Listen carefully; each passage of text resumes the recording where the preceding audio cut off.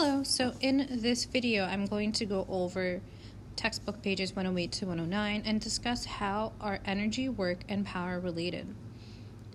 Please remember to pause and add notes into your note pages so that way you can refer back to those notes to study for any quiz or test that we might have upcoming.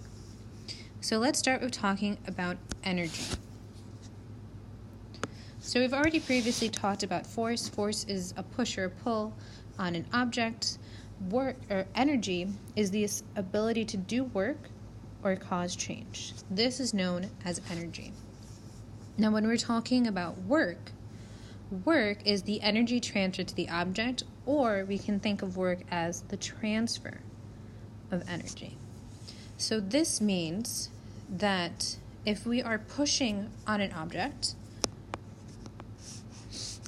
we are actually we're using energy to move this object, right, from one place to another. And using our energy to move this object from one place to another, we're doing work. All right. I also want to point out here that energy is measured in joules, all right, which is also the same for work.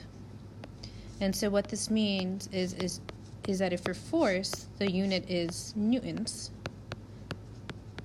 then joule is the unit for energy. Now to talk a little bit about power. Power is the rate at which work is done, which means it is how fast that energy is being transferred in a unit of time, which is what we see referenced here in this equation as well as here in these bolded words. All right, power is just how fast that energy is going from point A to point B. Is another way of thinking of it. So the paragraph then goes on just to explain the difference in power with regards to different machines. So some machines, like a snowblower, have a great deal of power. They're able to transfer a lot of energy in a very short amount of time. All right, but we all know that with a shovel, like here in this scenario, this is going to take a lot longer to transfer that energy to get the work done.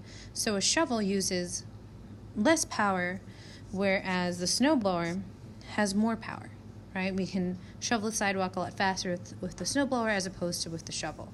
And so that's just kind of an example of the difference in power of these two machines.